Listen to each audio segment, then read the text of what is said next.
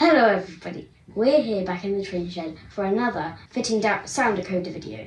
Today we are fitting it into City of Truro, the Bachmann model which has an opening smoke box door. Welcome back to Workbench Wednesdays! Simon's Train Adventures!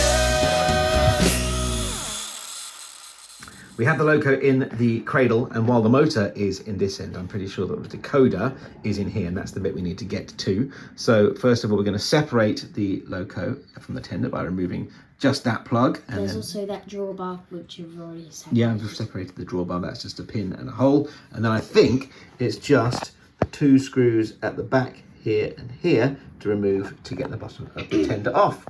It's just the two screws here and here.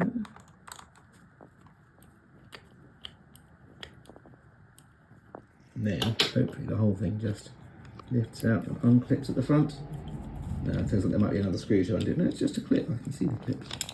Just needs a little bit of jiggling. Here you can see the current decoder, which we're going to remove, and plenty of space up here for a speaker as well. We interrupt this Workbench Wednesdays to bring you an urgent workbench update. This is our new modelling desk, which is an old writing bureau, which we're going to use for doing small... As you can see, okay.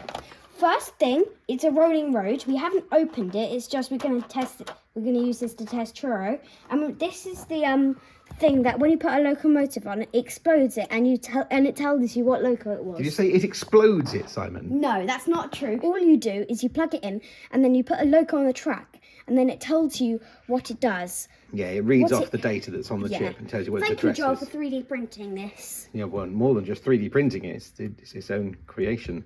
So we're going to use this in our project today as we finish fitting the sound decoder into City of Truro on our new modelling bench. Affixing the speaker, black tack, which is just going to sit on there like that.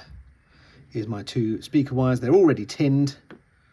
I'm just going to drop them into the two speaker connections here. 1, 2. Okay, that's well fixed there. So then I'm going to put some insulation over that, just in case those terminals touch the back of the chip when I connect it. Just got a little bit of tape there to keep that separate.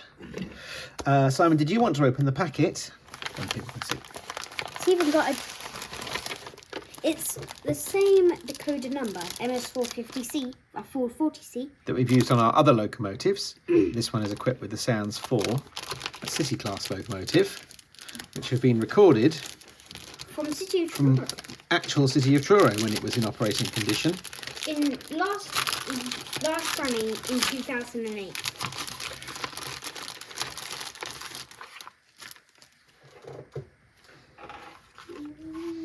And there's the information sheet with the lists of all the different sounds it can make. You can pause that and zoom in if you want to see what all the different sounds are.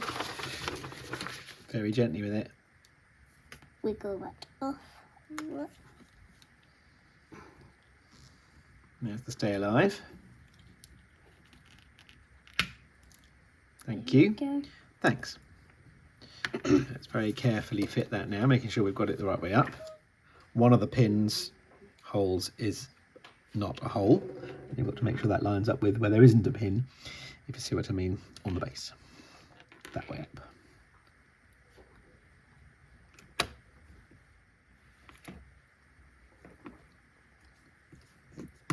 There we go.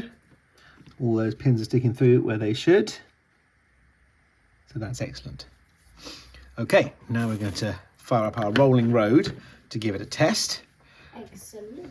This DCC Concepts rolling road relatively recently.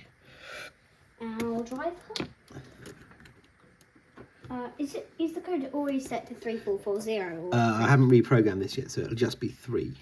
But I need to get it lined up on the road first. We've got the loco on the rolling road with all the parts attached. Simon's fired up the sound. Do you want to give the whistle a toot?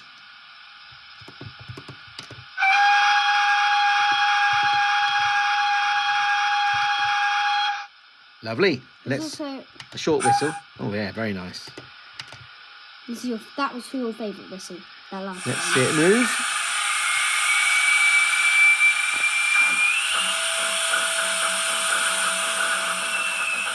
Oh, excellent.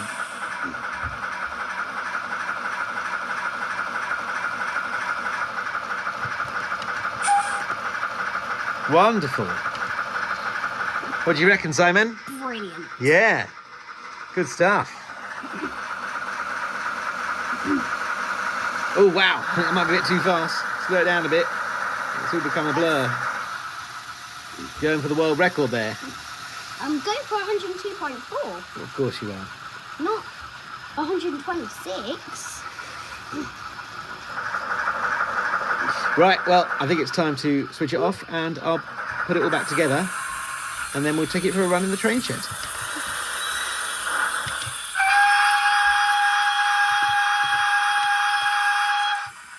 Excellent. We've got it back together and time for the last test before we take it back to the shed. Yes, that still works, that's good. Spin those wheels a bit, Simon.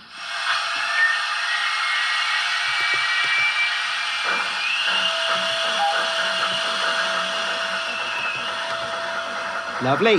Okay, I think it's time to take it for a running session. Okay, we've got the loco in the train shed now. We've even got a train hooked up behind it. Simon, could you fire up the sound? It's already done. Give us a little whistle. Great There's two whistle. whistles mashed up. Let's roll the train.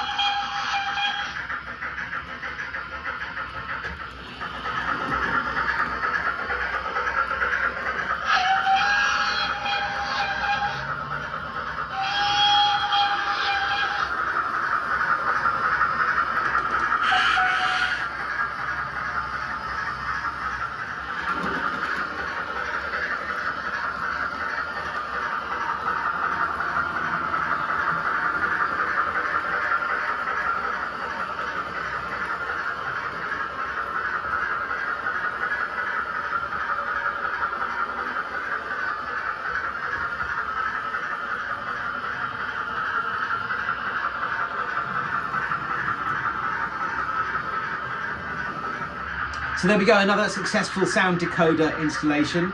A very enjoyable little project and I'm really happy with the end result. Let us know if you've tried fitting your City of Truro with a sound decoder. Did you use the same one as us? Did you do it the same way as us? We'd love to hear from you if you've done a project like this. And I hope you've really enjoyed watching our video.